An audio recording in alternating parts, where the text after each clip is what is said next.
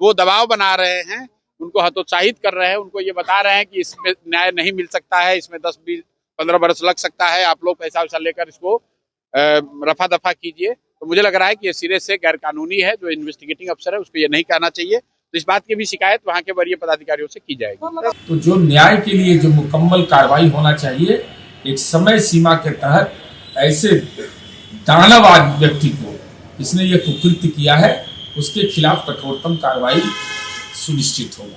तो मैं वैसे गार्जियन को कहना चाहता हूँ कि हॉस्टल वाले पर आप ध्यान दीजिए, बच्चियां को मत छोड़िए, हमेशा आप निगाह रखिए। और मैं डीजीपी साहब को कहना चाहता हूं कि हर एक गर्ल्स हॉस्टल को थाना से टैग रखिए और उसका ऊपर एक मॉनिटरिंग मजिस्ट्रेट से जोड़ दीजिए। नमस्कार, आप देख रहे हैं चौकस भारत और मैं ब्रजेंद्र। पटना में कुछ दिन पहले जो गर्ल्स हॉस्टल में जो घटना घटी, जहानाबाद की एक बच्ची जिस तरह से जद में आ गई है, अब इस बात को लेकर, इस घटना को लेकर सियासी पारा भी चढ़ने लगा है। अगर हम कहें तो एक तरफ जहां विपक्षी इस बात को लेकर लगातार आवाज बुलंद करते नजर आ रहे हैं, वहीं सत्ता पक्ष के लोग भी इसको अब आड़े हाथों लिए हैं, इस घटना को आड़े हाथों ले लिए हैं। हम सबसे पहले बात करते हैं जनसुराज के सूत्रधार की, यानी प्रशांत किशोर की।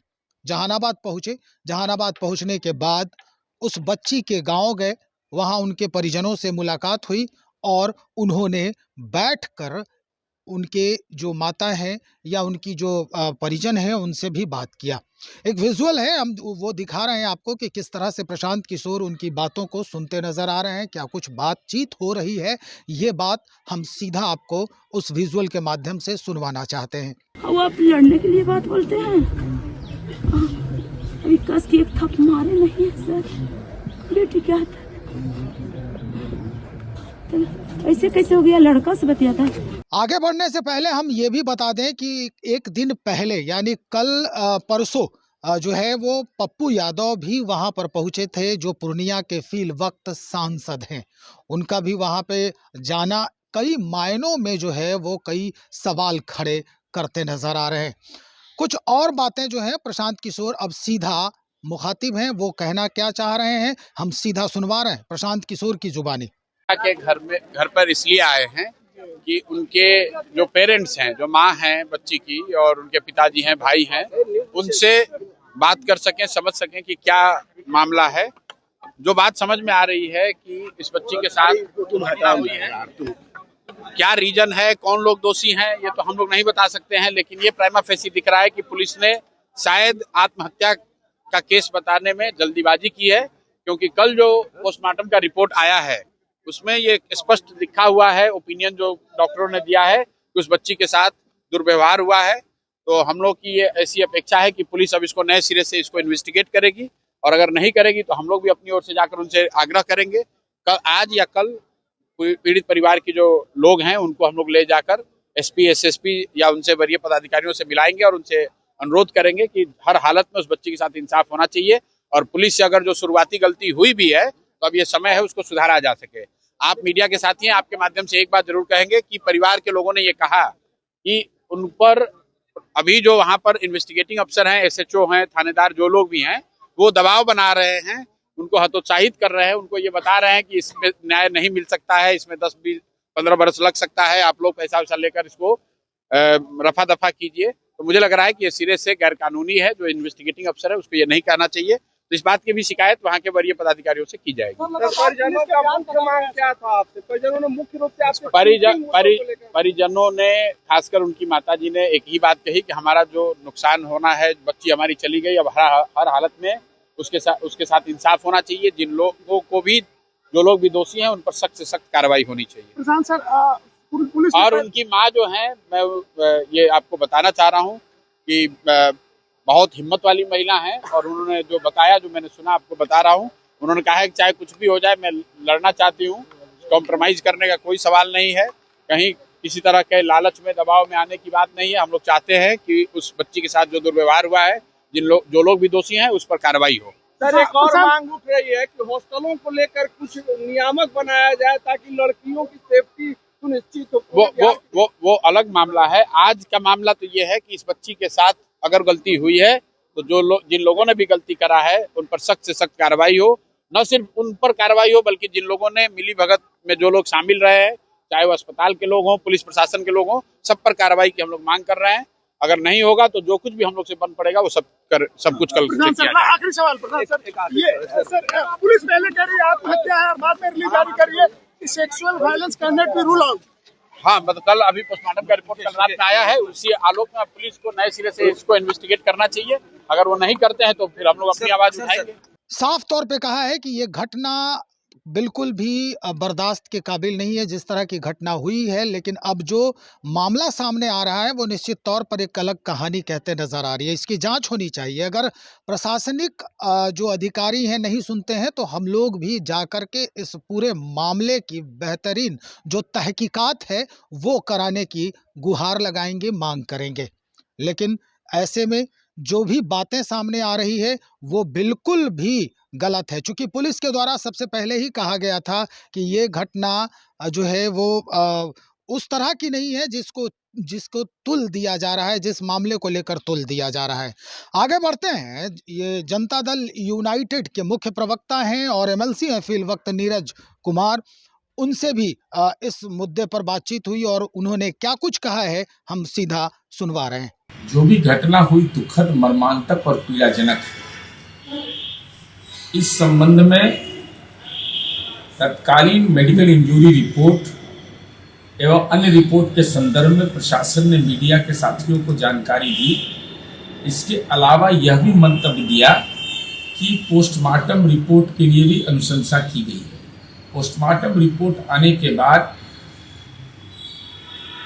साक्ष्य मिले हैं और ये निश्चित रूप से हम सब के लिए चिंता का विषय है। ये महापापी, उसकी गिरफ्तारी भी हुई है, तथ्यों का अनुसंधान भी हो रहा है।